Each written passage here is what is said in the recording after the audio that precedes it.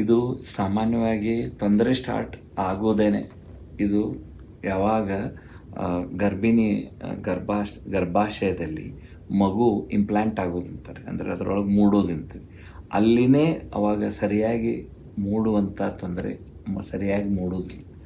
ಅದಕ್ಕೆ ಅದರದ್ದು ಮ್ಯಾನಿಫೆಸ್ಟೇಷನ್ ಅಂದರೆ ಅದರ ಪರಿಣಾಮ ಗೊತ್ತಾಗೋದು ಸಾಮಾನ್ಯವಾಗಿ 5ನೇ ತಿಂಗಳಾದಮೇಲೆ, ಅಂದರೆ 20 ವಾರಗಳ ನಂತರ. ಗರ್ಭಾವಸ್ಥೆಯ ಅವಧಿ ಸುಮಾರು 40 ವಾರಗಳು. ಅದರಲ್ಲಿ ಇದು 5 ತಿಂಗಳ ಮೇಲ್ಪಟ್ಟು ಗುರ್ತಾಗ್ಬಿಡುತ್ತೆ ರೀ. ಯಾವಾಗ ಇದು ಬೇಗ ಬರುತ್ತೆ ಅಲ್ಲಿ ತೊಂದರೆ ಬಹಳ. ಮಗುನ ಉಳಿಸ್ಕೊಳ್ಳೋದು 28 ವಾರಕ್ಕಿಂತಲೂ ಮೊದಲೇ ಆದರೆ ಬಹಳ ಕಠಿಣ, ಬಹಳ ಖರ್ಚುದಾಯಕ. ಆಮೇಲೆ ತಾಯಂದಿರ ಆರೋಗ್ಯನೂ ಬಹಳ ಸೀರಿಯಸ್ ಆಗುತ್ತೆ.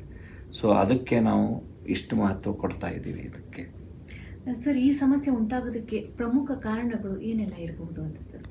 ಎದಕ್ಕೆ ಇದು ಈಗ ಆಗ್ತದೆ ಅಂತೇಳಿ ಇನ್ನೂವರೆಗೆ ಕಂಡು ಹಿಡಿತಾ ಇಲ್ಲ.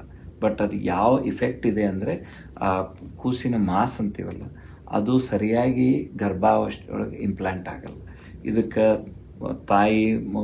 ತಾಯಿ ಮತ್ತು ಮಗುವಿನ ಎಕ್ಸ್ಪೋಜರ್ ಅಂತೀವಿ ಇಮ್ಯುನಾಲಜಿಕಲಿ, ಅದು ಪ್ರಾಬ್ಲಮ್ ಇರ್ಬೋದು. ಅಥವಾ ಈಗ ಶಾರ್ಟ್ ಪೀರಿಯಡ್ ಆಫ್ ಮ್ಯಾರೇಜ್ ಆದ ವಿತಿನ್ ಫ್ಯೂ ಡೇಸಲ್ಲಿನೂ ಕೆಲವೊಂದು ಸ್ವಲ್ಪ ದ್ಯಾಟ್ ಈಸ್ ಶಾರ್ಟೆಸ್ಟ್ ಕೋಹ್ಯಾಬಿಟೇಷನ್ ಅಂತೀವಿ, ಅದು ತೊಂದರೆ ಇರ್ಬೋದು.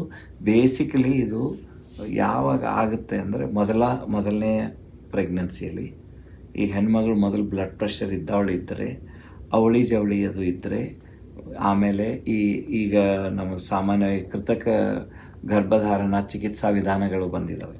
ಅಂದರೆ ಆರ್ಟಿಫಿಷಿಯಲ್ ರಿಪ್ರೊಡಕ್ಟಿವ್ ಟೆಕ್ನಿಕ್ಸ್. ಇವತ್ತು ಟುಡೇ ನಾವು ಟೆಸ್ಟ್ ಬೇಬಿ ಅಂದರೆ IVF, ICSI ಈ ಥರ ಇದ್ದಾವೆ. ಆ ಗರ್ಭಾವಸ್ಥೆಗಳಲ್ಲಿ ಇದು ಬಹಳ ಇರುತ್ತೆ. ಆಮೇಲೆ ಹೆಣ್ಮಕ್ಳು ದಪ್ಪ ಅಂದರೆ ಒಬೇಸ್ ಇದ್ದರೆ, ಮೊದಲೇ ಅವ್ರಿಗೆ ಶುಗರ್ ಇದ್ದರೆ, ಇವೆಲ್ಲನೂ ರಿಸ್ಕ್ ಫ್ಯಾಕ್ಟ್ರ್.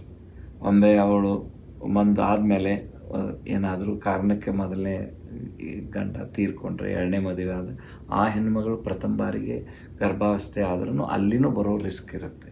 ಸಾಮಾನ್ಯವಾಗಿ ನಾವು ಇದನ್ನು ರಿಸ್ಕ್ ಫ್ಯಾಕ್ಟರ್ಸ್ ಅಸೆಸ್ಮೆಂಟ್ ಮಾಡ್ತೀವಿ. ಈಗ ಅದೂ ಅಲ್ಲದೆ ಕೆಲವೊಂದು ನಮ್ಮ ಬೇರೆ ಬೇರೆ ಪದ್ಧತಿಗಳಿಂದಲೂ ನಾವು ಅದನ್ನು ಮೊದಲೇ ನಿಮಗೆ ಬರ್ತೈತೋ ಇಲ್ಲ ಅನ್ನೋದು ಗುರುತಿಸಿ ಹಿಡಿಯುವಂಥ ಸಾಧನಗಳು ಅದಾವ್ರಿ. ಅದಕ್ಕೆ ಬಟ್ ಸರಿಯಾಗಿ ನಮ್ಮ ಮಹಿಳೆ ಮತ್ತು ಸಮುದಾಯ ಸ್ಪಂದಿಸಬೇಕಾಗುತ್ತೆ.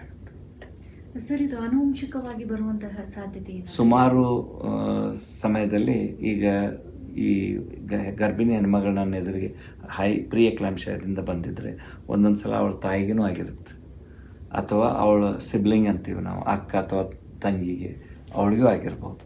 ಇದು ಸಾಮಾನ್ಯವಾಗಿ ಆಗ್ತದೆ. ಬಟ್ ಕೆಲವೊಂದು ಸಲ ಎಲ್ಲರಿಗೂ ಆಗ್ತದೆ ಅಂತ ಹೇಳಿಕ್ಕೆ ಬರಲ್ಲ.